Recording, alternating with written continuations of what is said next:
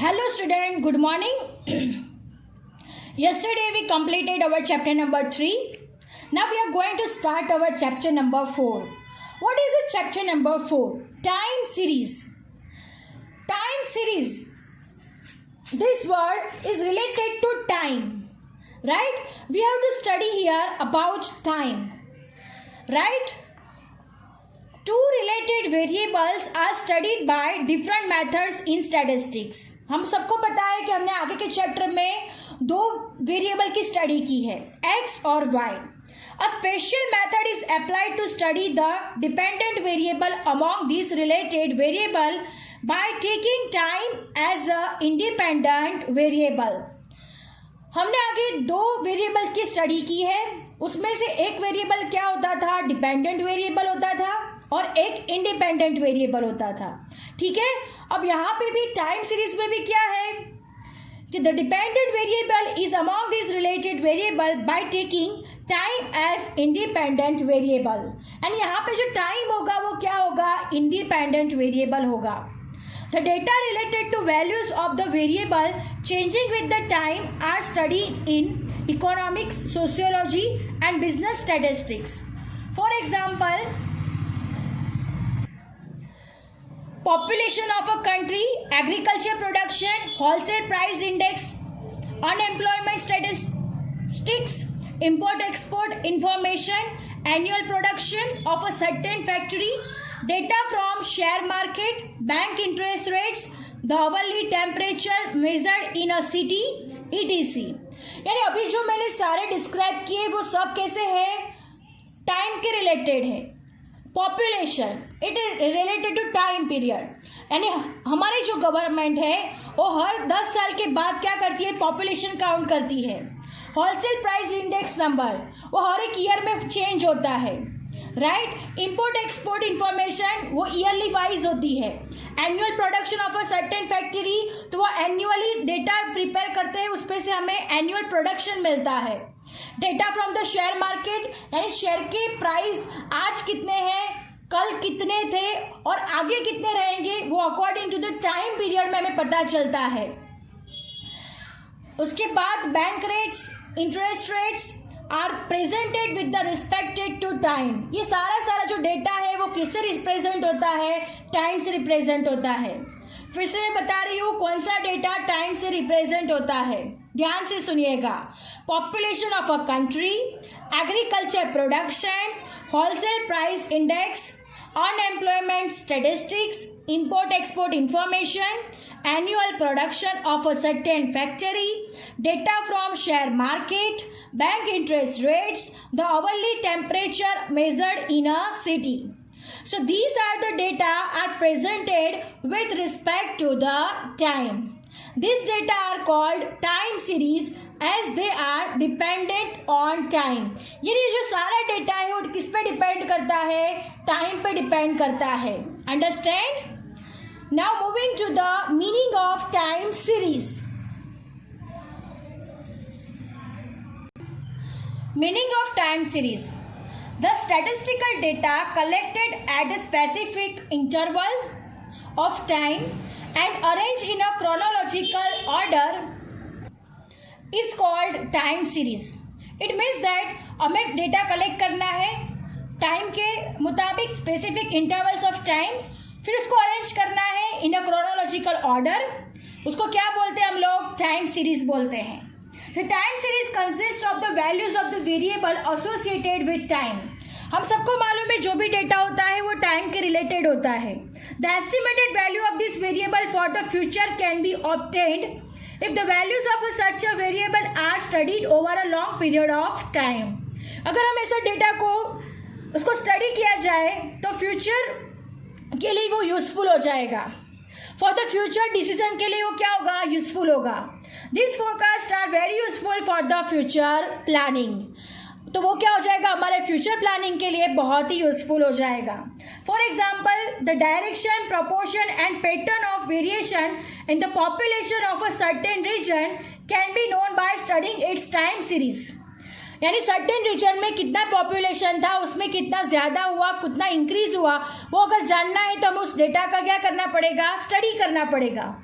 और उसके बाद हम लोग फ्यूचर का प्लानिंग कर सकते हैं कि उनको फ्यूचर में कौन सी फैसिलिटीज देनी चाहिए। The necessary infrastructure, medical facilities, employment opportunities, education can be plan for the time series of the share for them. यानी उनके लिए हम लोग इंफ्रास्ट्रक्चर की फैसिलिटीज कैसे दे सकते हैं, medical facilities, employment opportunities, education can be plan for them the people of this region in the future. Understand? यानी जिस एरिया का हमने पॉपुलेशन का स्टडी किया, उनको भविष्य में कौन सी फैसिलिटी देनी है वो हम डिसाइड कर सकते हैं, उसका प्लान कर सकते हैं। अब दूसरा एक एग्जाम्पल लेते हैं। The fluctuation in the prices of the shares can be known by studying the time series of a share price of a different companies and the investor can decide about buying और selling shares. अगर हमने time से मुताबिक share market की study की होगी तो जो इन्वेस्टर होगा वो इस हिसाब से उसको शेयर खरीदना है या बेचना है, वो इस हिसाब से क्या कर पाएगा, डिसीजन ले पाएगा। Understand? So this is the meaning of time series. Understand? Time series में क्या होता है, टाइम के मुताबिक उसकी स्टडी की जाती है, उससे क्या होता है, फ्यूचर के प्लानिंग बन सकते हैं और उससे हमें क्या हो सकता है, फायदा हो सकता है। It is a benefit for us. Now moving to the next point, importance of time series. Time series क्यों बहुत ज्यादा इंपॉर्टेंट है, अब हम लोग वो देखेंगे। Now moving to the next point, importance of time series. Importance of time series. The information collected in the form of time series is extremely essential in modern era due to increase in uncertainties in the trade and business activities. We all know that there is uncertainties in trade and business because of due to changing our modern era. हमारा जैसे जैसे era change हो रहा है वैसे वैसे बहुत सारी अनसर्टेनिटीज भी बढ़ती जा रही है। बिजनेस में बहुत ज़्यादा अनसर्टेनिटीज होती है, ये तो हमें पता ही है, बट विद द जैसे जैसे टाइम चेंज हो रहा है वैसे वैसे अनसर्टेनिटीज भी बढ़ती जा रही है। The study of the time series gains importance due to following reasons. कौन से रीजन है जिससे टाइम स्टडी करनी बहुत ही इंपॉर्टेंस है, तो this are the some reasons, 4 reasons are there why we have to study the time series. First है the direction and pattern of variation in the values of the series can be known from the past data. यानी the direction and the pattern of the variation, यानी variation कैसा जा रहा है, increase हो रहा है, डिक्रीज हो रहा है, वैल्यूज कैसे हो रहे हैं, वो कैसे पता चल सकता है। तो पास्ट डेटा की स्टडी करने से हमें ये सब पता चल सकता है कि पास्ट में डेटा में क्या चेंजेस थे, कैसा पैटर्न था, इंक्रीज था, डिक्रीज था, वैल्यूज कैसे थे। तो उस हिसाब से हमें क्या पता चल सकता है, पास्ट डेटा से कौन से डायरेक्शन में कितना चेंजेस हुआ है इन द वैल्यूज, वो हमें पता चल सकता है। The variation in the future can be estimated from the extent of the variation and the values of the series. The variation in the future can be estimated, यानी variation future में कितने होने वाले हैं वो टाइम सीरीज में से हम क्या कर सकते हैं, एस्टिमेट कर सकते हैं। Understand? Next, important decision can be taken from the estimated values of the future and industrial as well as government policies can be easily framed. यानी भविष्य की जो डिसीजन ले सकते हैं हम लोग, भविष्य के जो डिसीजन लेने हैं, फ्यूचर के जो डिसीजन लेने हैं वो हम एस्टिमेटेड वैल्यूज से ले सकते हैं और वो इंडस्ट्री के लिए और गवर्नमेंट की पॉलिसीज के लिए बहुत ही यूजफुल होते हैं। अंडरस्टैंड? यानी गवर्नमेंट अपनी पॉलिसी जो फ्रेम करेगा वो उसको क्या हो जाएगा, इजीली हो जाएगा। क्यों हो जाएगा? क्योंकि वो टाइम के मुताबिक हर एक वेरिएशन की स्टडी करेगा, उस हिसाब से उसको कैसी पॉलिसी बनानी है, कैसी पॉलिसी फ्रेम करनी है, वो उस हिसाब से उसके लिए क्या हो जाएगा, इजी हो जाएगा। Understand? Now moving to the next, 2 or more industries or government institution can be make a comparative study from the data of the time series obtain bye them. यानी दो से ज़्यादा इंडस्ट्री और गवर्नमेंट खुद का data comparative करके देख सकता है कि उसमें क्या चेंजेस हुआ है। अंडरस्टैंड, यानी उसकी कंपेरेटिवली स्टडी भी हो सकती है। अंडरस्टैंड, तो this are the importance of the time series. First है the direction and the pattern of the variation known from the past data, यानी पास्ट डेटा से हम लोगों को डायरेक्शन मिलेगा, पैटर्न कैसा था वो हमें पता चलेगा। नेक्स्ट है the variation in the future can be estimated, future हम एस्टिमेट कर सकते हैं of the extent of the variation in the values of the time series. Then estimated value करके हम उसका अच्छे से डिसीजन ले सकते हैं for the estimated values of the future and industrial as well as government policies can be framed easily, यानी government अपनी पॉलिसी फ्रेम करना क्या हो जाएगा उसके लिए इजी हो जाएगा। 2 और मोर इंडस्ट्रीज और government institution can make a comparatively study, यानी दोनों कंपैरेटिव स्टडी कर सकते हैं। अंडरस्टैंड, उससे क्या होगा, कंपैरेटिव स्टडी करके उनको पता चलेगा कि कितना इंक्रीज हुआ है, कितना डिक्रीज हुआ है, और इस हिसाब से वो इन फ्यूचर का प्लानिंग कर सकते हैं। तो this are the importance of the time series. Now moving to the next point, definition of time series.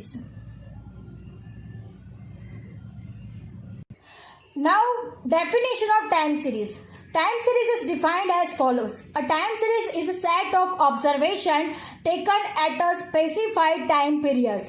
It means that specified time periods में से observation को select किया जाता है, उसको क्या बोलते हैं हम लोग, time series. Understand? अगर हमें डेटा का स्टडी करना है पॉपुलेशन के डेटा का, तो उसका टाइम पीरियड 10 ईयर्स का होगा। 10 ईयर्स के बाद उसका डेटा कलेक्ट किया जाता है, तो हर 10 साल के बाद उसका डेटा कलेक्ट किया जाता है।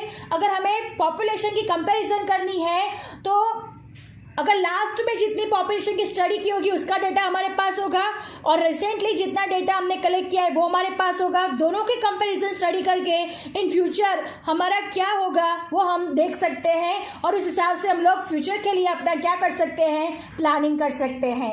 Understand, usually this observation are taken at the equal intervals of the time.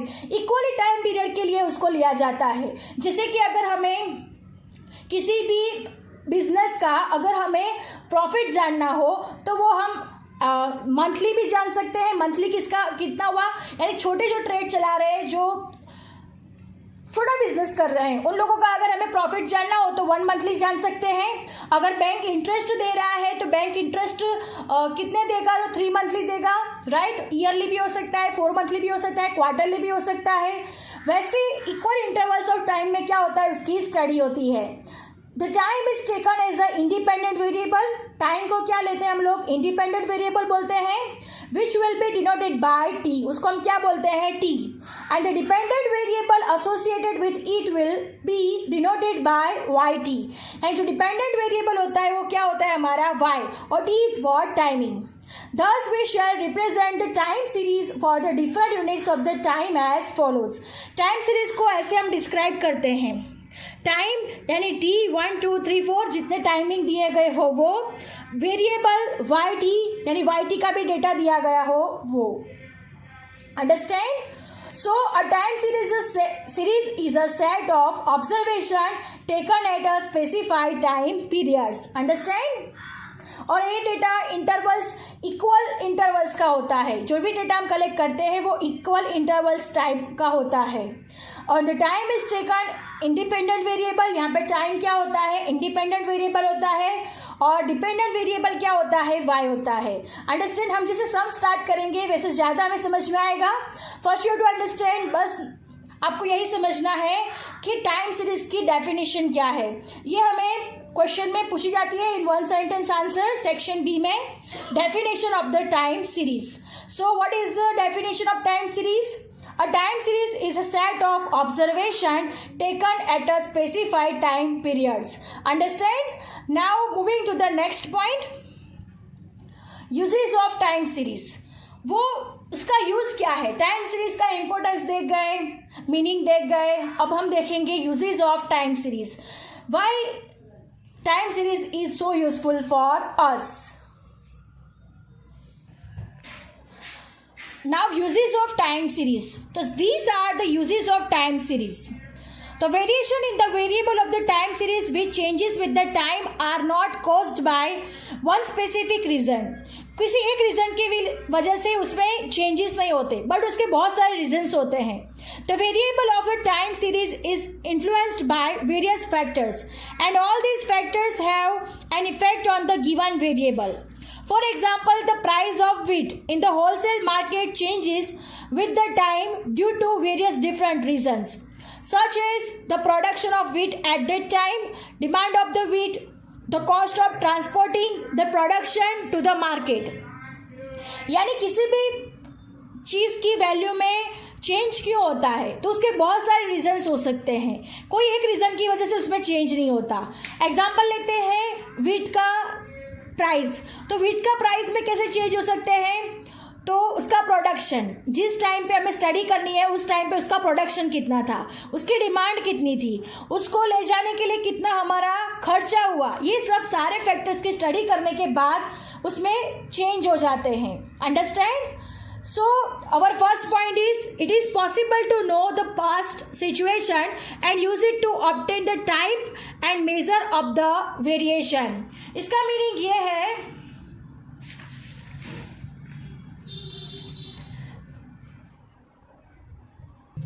उसका मीनिंग ये है कि हम पास्ट की सिचुएशन को जान सकते हैं और उसका टाइप क्या है और मेज़र क्या है वो भी हम लोग जान सकते हैं. टाइप और मेज़र मतलब टाइप मतलब डिक्रीज हुआ है, इंक्रीज हुआ है, कौन से टाइप में चेंजेस हुआ है, उसका मेज़र क्या है वो हम सब जान सकते हैं. Next, it is possible to estimate the value of the variable in future using the statistical method. Future की जो प्राइस है उसको फिक्स करने के लिए हम लोगों को क्या यूजफुल है, time series. Estimate the value of the variable of the future, यानी if it is possible to estimate the value of the variable in future using the statistical method. Future की प्राइस डिसाइड करने के लिए statistical method time series is very useful. Then next, proper decision can be taken for the future using the estimated values and activities can be planned accordingly. यानी अच्छे से decision ले सकते हैं, एस्टिमेटेड वैल्यूज डिसाइड कर सकते हैं और उस हिसाब से हम लोग फ्यूचर का प्लानिंग भी कर सकते हैं. Then next, a comparative study can be carried out for the variation in the given variable at the different places or the time intervals. यानी हम लोग डिफरेंट तरीके से कंपेरेटिवली स्टडी भी कर सकते हैं. यानी लास्ट ईयर कितना था, प्रेजेंट में कितना है, उस हिसाब से हम लोग कंपेरेटिवली स्टडी भी कर सकते हैं. Then last one, the estimate obtain from the past data can be compared with the present values and the reasons for the discrepancies between them can be investigated. It means that हम लोग estimated value करते हैं किस तरह से, तो past data से estimate करते हैं वैल्यू, फिर उसकी कंपैरिजन करते हैं प्रेजेंट वैल्यू से, राइट. तो दोनों का कंपैरिजन करके अगर कोई बहुत ही ज़्यादा डिफरेंस आता है तो उसको इन्वेस्टिगेट कर सकते हैं और उसके सारे के सारे रीजंस है उसे हम फाइंड कर सकते हैं. अंडरस्टैंड? तो these are the uses of time series. So our lecture over here. Today we learn about introduction of time series, then meaning of time series, then importance of time series, then definition of time series, and last one, uses of time series. I hope you understand it very well. Thank you, student.